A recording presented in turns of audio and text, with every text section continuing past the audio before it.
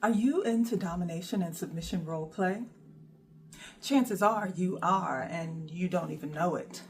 That's because our society lives according to it, teaches young children in the ways of relationships according to it, indoctrinates young people and folks who hope to marry one day according to what I call the domination and submission standard.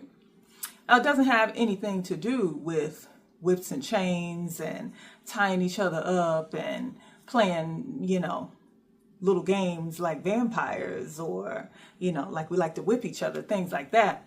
No, it's about whipping each other psychologically, emotionally, spiritually, with this idea that men must always be the dominators in a relationship and women must always submit. It's about this power play. It is about the fact that in a typical dom-sub dynamic where people are engaging in role play, there, in a healthy situation, there is intense negotiation that goes on. There is an exchange of agency. There is a deep consideration for and respect for each individual's autonomy and agency. There are safe words that are created to stop things if it becomes too intense for folks. There is aftercare. There is an entire culture that's built around recognizing and honoring the agency of another person. However, in this domination or this dominance and submission standard that we've been taught, that women are supposed to submit to men in marriage and in relationships, there really isn't there really isn't much consent that goes on. There really isn't much consideration of people's agency. As a matter of fact, that is inherently overlooked in this circumstance. But you got a lot of y'all out there that are running around preaching, we're supposed to be submissive. Women are supposed to be submissive to men. Men are supposed to dominate. And, you're regurgitating this idea. You're parroting this idea without even stopping to think about what it really means or what you're saying. I got into a very compelling conversation with a friend of mine recently where we talked about what it really means when a man asks a woman to submit, or when he demands it, or when he, meets a woman and he's interested in her romantically and he asks, is she a submissive woman? Or he's trying to find out, is she a submissive woman? He's trying to do certain things and engage her in certain conversations to suss out whether or not she is the kind of woman who has accepted this indoctrination. What most men will never say in the conversation, will you submit? Or, are you the kind of woman who believes that a man should be head of the household? What he will never ask outright is, can I dominate you? Would you be willing to hand over a significant portion of your agency as a human being, your decision-making capability, your ability to decide what happens in your life, your ability to engineer the trajectory of your own life? Will you hand that over to me? Because that's what a man is asking when he asks a woman to submit. He is asking her to step down off of the pedestal of her own sovereignty and to trust him with her care, with her guidance, as if he's her adoptive parent. Now, I'm not even saying that it's wrong if a woman chooses to say yes, because there are a lot of women out there who enjoy playing that role. We are co-creators in this existence. We can choose to walk a particular path, whatever particular path, suits us. As long as we find someone else who is compatible with that, who resonates on that same level, have a ball. The problem is when that idea or that lifestyle is imposed upon everyone. Everybody doesn't fit that mold. But back to what I was saying. What men have to realize, be willing to acknowledge, and what you better know as a woman, is that when a man asks you any kind of question like this, so when he engages you in any kind of conversation or activity where his goal is to determine whether or not you are a submissive woman, what he's really asking you is to dominate you, because you cannot have submission without domination. They are two sides of the same coin. They are a dichotomy. It's like light and dark. If I didn't have, these lights on, it wouldn't be possible for me to know that there are certain dark pockets of the room. The darkness would not exist were it not for the shadow, the interplay of light and dark. You don't have night without day. What is night if it's always dark? It just is. In any dichotomy, in any situation, you have to think about what is the flip? What is the opposing force? The opposite of submission is domination. It has its natural opposite. You cannot separate the two. So when a man is asking you if you will submit, he's asking to dominate you.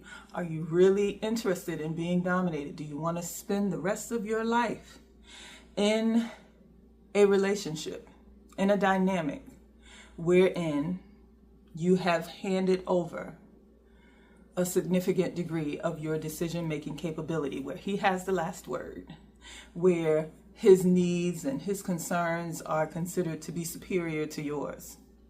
Because that's what submission is. That's not what, the preachers that stand up in pulpits and all the people will tell you. They'll tell you that, it's for your own protection. It's because God has ordained the man to be your protector.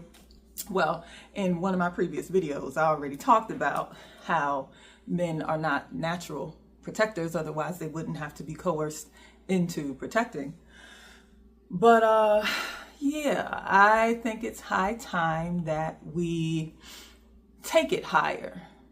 I believe in evolved love, as I've said here many times, as I've expressed in my new book, Fuck Submission, Ending the Gender Wars for Good. I believe that evolved men and women are capable of establishing love, long-term partnerships, marriages, and just even platonic relationships with one another based on mutual respect and a desire to give care with reciprocity, with just a genuine, humane desire to care for another person. I actually believe that for a good number of people, that's possible. But you got to take time to think about that. When a man is asking you if you are a submissive woman, he is asking if you will allow him to dominate you. And in order for a woman to hand over her sovereignty, hand over a portion of her self-care and self-management to this man, that takes a lot of trust, takes a large degree of just kind of willing to fall back and hope that you get caught. Right? Hope that the person is waiting there with open arms and strong enough and ready to catch you when you fall. So the man has to be willing. He has to be ready. He has to have already constructed in his mind an idea of what he will give in return for that woman's sovereignty. If I'm coming up to you asking you to hand over your sovereignty to me, I better damn well have something of value to offer in return, right? And what I found is that a lot of men don't even they don't even take the time to deploy the common sense to think for a few minutes about how you look sitting in front of a woman, asking her to hand over her power, her decision-making ability, her autonomy, her agency to you. And when I relay the question back to you, okay, well, what exactly are you offering in return for me handing over my authority of my own life to you? Many of them are dumbfounded, don't know how to answer the question, haven't even sat back and thought about it.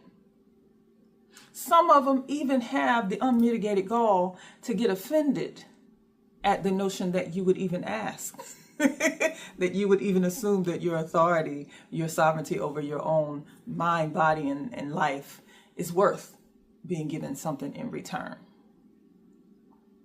You ask a woman to become her adoptive father, essentially. If you can't offer her a quality of life in return that is at least as good as what she can provide for herself, what the fuck are you doing? And I'm saying all of this not because I'm an advocate for this idea that every man should be in a position to carry a woman out of her own personal sovereignty. I actually think that we all as adults should fiercely guard and hold on to our own personal sovereignty. And if we do, some people, like I said before, some women do choose to be in those relationships where they can just lay back, where they feel like they can kind of just lay back, where, essentially you're not necessarily in a lot of ways. But some women like being in relationships where they feel taken care of in that particular way. Some women like to be in relationship with men and feel taken care of in other ways. Some women feel more taken care of when their autonomy and their personhood is honored and they're able to express their natural inclinations and their natural gifts and talents and abilities and thoughts freely without gendered restriction. Some women feel better taken care of in those kinds of circumstances. But anyway, I am not saying the things that I'm saying to make men feel ashamed for not being able to take care of a woman in the traditional sense. What I'm saying is that we have agency, and it's worth at least taking the time to think about how we're negotiating and manipulating and trading that agency off. If you got any kind of common sense as a man and you don't want to get laughed at and talked about behind your back, you will carry this awareness with you and put a little bit more thought into this belief in the domination and submission standard if you choose to keep it in your life. And if you're a woman, hopefully these things will, these ideas, you take time to think about it, chew on it, study it on your own, and decide where you fall with these ideas. Hopefully you will, at the end of the day, feel most empowered to create the kind of life, marriage, relationship, single life, whatever, that you want to experience. And hopefully, the men will experience the same. Agency, autonomy, maturity, negotiation. That to me is what evolved love is about. That to me is the next frontier of human development, of community. Hey, good people, before you run out of this video, hold on. Mark this on your calendar. Put it somewhere in your phone. On January 7th, 2026, I will be featured on the Funky Dineva Live show here on YouTube, talking about my new book, Fuck Submission, Ending the Gender Wars for Good. The book is going to launch that day, and I'm going to have a special sale for everyone who is ready to get it that day. So get ready. Join me in the Garden of Evolution, and let's do the damn thing.